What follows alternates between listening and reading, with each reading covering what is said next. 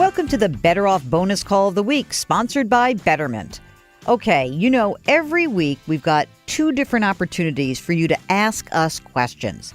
In order to do so, all you have to do is send an email. Ask Jill at betteroffpodcast.com. So every Tuesday we do this episode, and then on Thursday, part of the longer program. We would love to have you join us. So right now, let's talk to David from Virginia. Hi, David. Welcome to the program. What can I do for you? Hi, Jill. Thanks.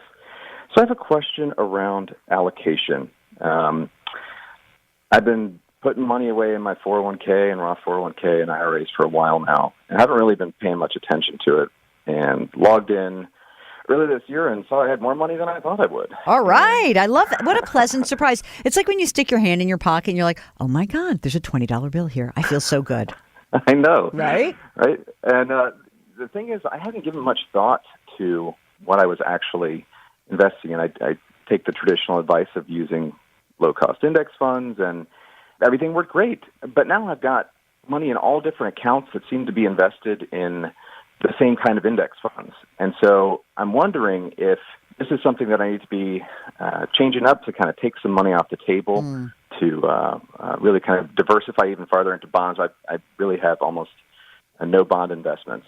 And on a more global scale, think about is continuing to invest in the market in new investments the way that I should be looking, or am I really kind of concentrating my risk in the market? Okay, let's back up a second. Tell me a little bit about yourself. How old are you? I'm 34. Married, single? Married. Spouse, same age-ish, older, younger? She's 34 as well. Okay. Both of you working right now? Yes. Okay. You have kids? Yep, one son. Okay, how old? 20 months. Oh, my God. And yet you sound so chipper, not like you've lost a wink of sleep. It's very impressive. David, tell me about the kind of investment we're discussing here. Is this for retirement, generally speaking? So I feel like every account possible. So I've got 401k, Roth IRA, traditional IRA, HSA, 529. I feel like I've got accounts everywhere. Okay. Let's just look at the retirement stuff first, because that's almost a little bit easier. In the retirement accounts, ballpark between you and your wife, about how much in retirement accounts right now? So I've got about 290 in the 401k/Roth 401k, about 30,000 in a Roth IRA, and my wife has about 13,000 in her Roth IRA. Okay, so this is a good chunk of money. $330 some odd $1,000. Are you contributing the maximum to your retirement accounts at this point? How much are you putting in on an annual basis? So this year will be the first year that I truly max out the 401k. Great. And that'll be, the max. The Roth IRA we kind of look at as if we can do it, great, let's do that. Mm-hmm. We try to get at least $3,000 in each account every year. But if we can do more, we'll do more.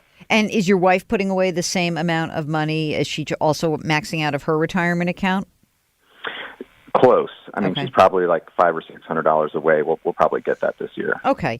Now, have you ever done one of these risk assessment questionnaires? Have you ever kind of gone through the paces where you say, hey, let me just really get a sense of how much risk I should be taking? Because, obviously you're not 22, but you're not 72. So you don't need your money, hopefully, for another 30 or 40 years. But how do you guys feel about risk?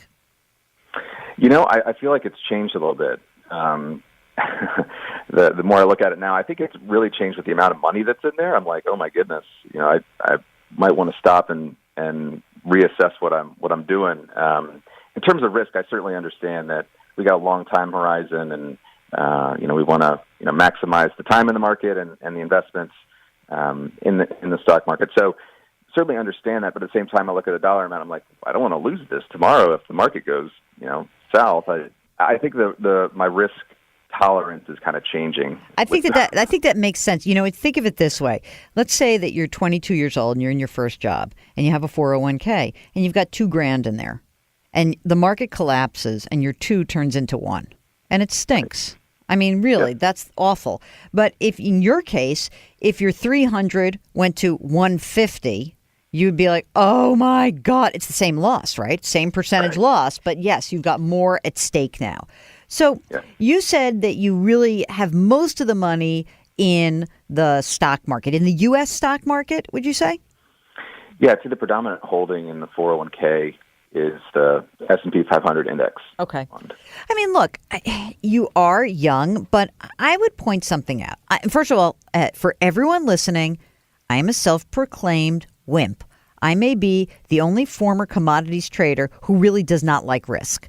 And so what I have learned in studying how portfolios perform over time is that when you add in an asset class that maybe zigs when your stocks zag, what you essentially are saying is, I would like to sign up for a program where I can mostly do pretty well, almost as well as the overall market if things are going great on the upside. But I would like to really limit what's happening on the downside. And that's what asset allocation is really all about. That's what balancing out your asset allocation would look like.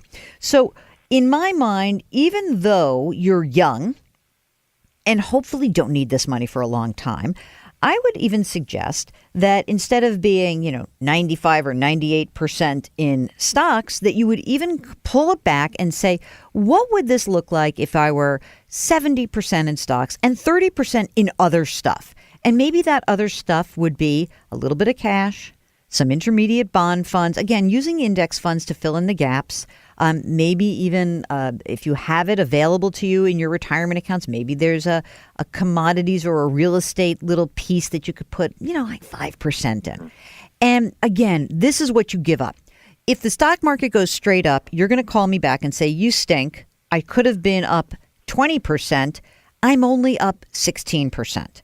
And by the way, when I was an investment advisor, I fielded many of those calls. You want to jump out the window. But okay, I understand. But you probably wouldn't call me up and say, the market just went down by half. And instead of my portfolio losing half its value, I actually went down by 25%. It wasn't so horrible. So that's what you're doing. You're limiting your upside a little bit to make the downside more livable. And what I would also say is that when you have a diversified portfolio like that, and you create something called auto rebalancing, which I hope you have in your 401k, which means whatever I put in my allocation, that on some periodic basis, the plan will rebalance the portfolio to keep that allocation in check. If you do that, your bet is, I'm still going to be a long-term growth investor, but I'm willing to give a little upside up. I'm willing to forego that to limit what my downside damage could be. And I think it also helps you prevent yourself from panicking when bad things happen. Couple of things. So how would 70-30 sound to you? I think totally doable, and it would kind of help me sleep at night, not waking up, every week and checking it to see if anything's happened. So, okay, I love totally that you doable. are admitting that you're losing a little sleep over this. Second thing is, you said you had HSAs, health savings accounts. The only thing I would say about that is, the sooner you think you needed money, the less risk you could take. So in an HSA, I'm a little bit less risky because, if you blow your knee out next year and you have to spend some money to get surgery, you're going to need the money, and you don't want to actually be subject to the high highs and low lows of the market. So that I'd pull back. Are you doing education stuff for our 20-month Einstein in training? We are. We have a 529. Okay. Have you just done an age-based kind of allocation for that, where the plan puts money in place based on the age of the kid? We looked at that, but the fees were kind of high, and so I opted for my old standby, the stock fund, Vanguard Total Market, and so that's what all of that is in today. That's fine for now. As the kid gets older, you start pulling the risk back because you might need the money. So that seems fine to me. I think you're on your way. I love the idea of having a more diversified portfolio. But again, you just know you're making the trade in your mind. I'm okay. And think of it this way. I gain a little bit of sleep. I lose a little upside potential. That's it. That's the bet you're putting out there. I believe in my heart that is a bet that most investors should be taking. Great. All right, man. Go and reallocate.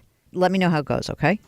Will do. Thanks a lot, Jill. Thanks so much for calling. Take care. Okay, that's a wrap of our Better Off bonus question of the week. If you've got a question, it's simple. Send us an email at askjill@betteroffpodcast.com. We'll arrange to get you on. And don't forget, in just a couple of days, there's a brand new episode of the Better Off Podcast sponsored by Betterment. Talk to you then.